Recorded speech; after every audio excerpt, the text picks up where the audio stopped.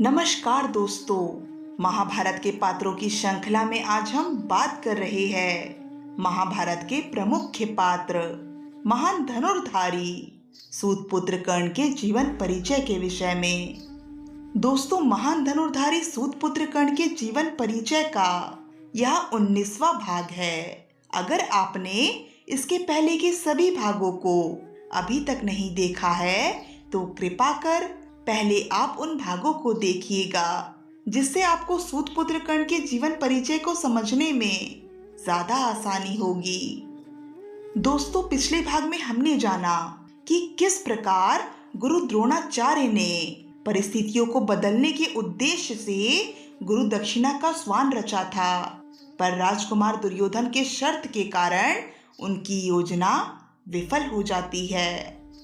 और साथ ही साथ हमने ये भी जाना कि राजमाता कुंती ने कर्ण के पालनकर्ता पिता अधिरथ महोदय पर क्या आरोप लगाए और उन आरोपों पर अधिरथ महोदय की क्या प्रतिक्रिया रही। और आज हम जानेंगे अधिरथ महोदय अपने पुत्र कर्ण के राज्य अभिषेक से आखिर क्यों प्रसन्न नहीं थे। तो चलिए शुरू करते हैं। अधिरथ महोदय राजमाता कुंती से निवेदन करते हैं कि वो कर्ण को उसका वास्तविक परिचय ना बताए, क्योंकि ऐसा करने से सब कुछ नष्ट हो सकता है। देवी कुंती के लिए कर्ण के हृदय में हमेशा के लिए घृणा पनप सकती है कि उन्होंने जन्म उपरांत ही कर्ण का त्याग कर दिया था। कर्ण को स्वयं के अस्तित्व से कष्ट पहुंच सकता है कि कर्ण ने अभी तक जो जीवन जिया है उसका कोई अस्तित्व ही नहीं है। मेरी पत्नी राधा कर्ण से अलग होने का दुख कभी बर्दाश्त नहीं कर पाएगी, वो तो अपने प्राण ही त्याग देगी। इसलिए मैं आपसे निवेदन करता हूँ देवी कुंती कि जो चल रहा है उसे वैसा ही चलने दीजिए, इसी में सबकी भलाई है। इस पर राजमाता कुंती अधिरथ से कहती है, आप ठीक कहते हो अधिरथ महोदय, पर मैं भाइयों को एक दूसरे का रक्त बहाने नहीं दे सकती। मुझे अपने 6 पुत्र जीवित चाहिए और ये अब आप ही कर सकते हो। आपको कर्ण को अंग देश का राजा बनने के राज्य अभिषेक को किसी भी हालात में रोकना होगा, क्योंकि यही मार्ग अवशेष है। यदि कर्ण अंग प्रदेश का राजा ही नहीं बनेगा तो वो दुर्योधन के बंधन से सदा के लिए मुक्त हो जाएगा। उसे अर्जुन के साथ युद्ध करने का कभी अवसर ही नहीं मिलेगा। इससे मेरे सभी पुत्र सुरक्षित रहेंगे।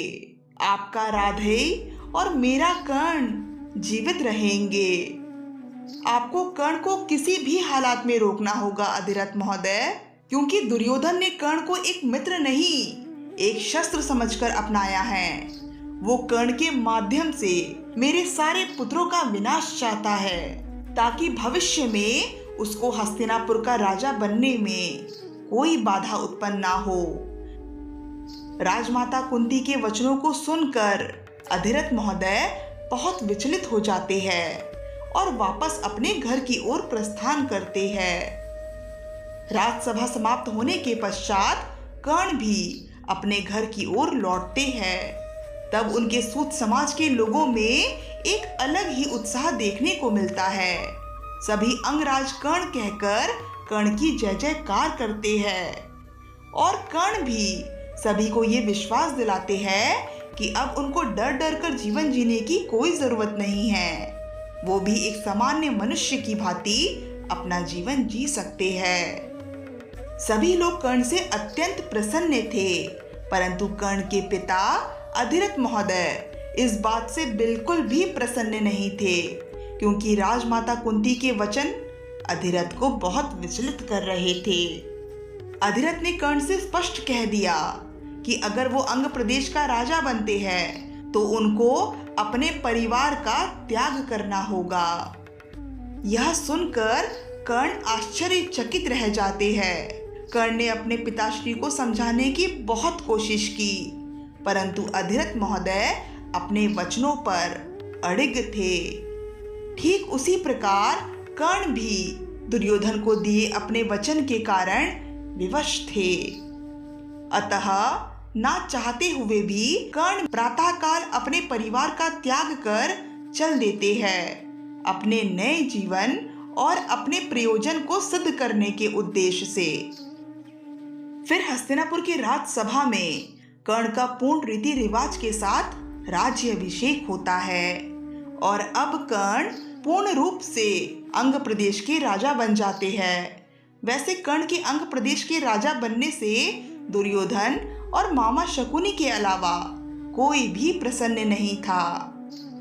ये बात बिल्कुल सत्य है कि मामा शकुनी के कहने पर दुर्योधन ने अपने लाभ के लिए कर्ण पर इतनी दया दिखाई, रणभूमि में उनका साथ दिया, उनको अंग देश का राजा बनाया, उनको जीवन भर मित्रता निभाने का वचन दिया।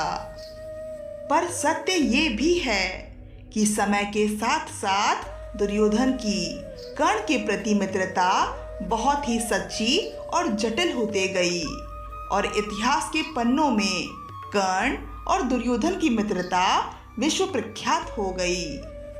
कर्ण ये बात जानते हुए भी कि दुर्योधन कई जगह पर गलत है, फिर भी वो दुर्योधन का साथ जीवन भर देते रहे। पर ऐसा नहीं है कि कर्ण ने दुर्योधन को सही मार्ग पर चलने का बोध नहीं कराया। कर्ण दुर्योधन के हर गलत निर्णय पर दुर्योधन का विरोध भी करते थे। कर्ण हमेशा दुर्योधन से यही कहते कि मित्र दुर्योधन, अपने जीवन में जो भी कार्य करो उसे अपने बाहुबल और धर्म के मार्ग पर चलकर करो। कभी भी राजनीति और षड्यंत्र के माध्यम से कोई कार्य मत करना। कई जगह पर दुर्योधन कर्ण की बातों को मानते भी थे, पर मामा शकुनी के रहते धर्म के मार्ग पर चलना संभव ही नहीं था। मामा शकुनी के षड्यंत्रकारी कार्यों के कारण ही तो महाभारत का युद्ध संभव हो पाया था। कर्ण मामा शकुनी को बिल्कुल भी पसंद नहीं करते थे। कर्ण ने मामा शकुनी की चाल को कई बार विफल भी किया था। जब मामा शकुनी और दुर्योधन ने लक्षागृह कांड में पांडवों सहित माता कुंती को जलाकर भस्म करने का षड्यंत्र रचा था, तब कर्ण ने गुप्त तरीके से महात्मा विदुर के माध्यम से पांडवों सहित माता कुंती की रक्षा की थी। पांडवों के वनवास के दौरान भी कर्ण ने मामा शकुनी और दुर्योधन के षड्यंत्रकारी तरीकों को भी कई बार विफल किया था। तो दोस्तों, आज के लिए बस इतना ही। अगली वीडियो में हम इस कहानी पर आगे चर्चा करेंगे।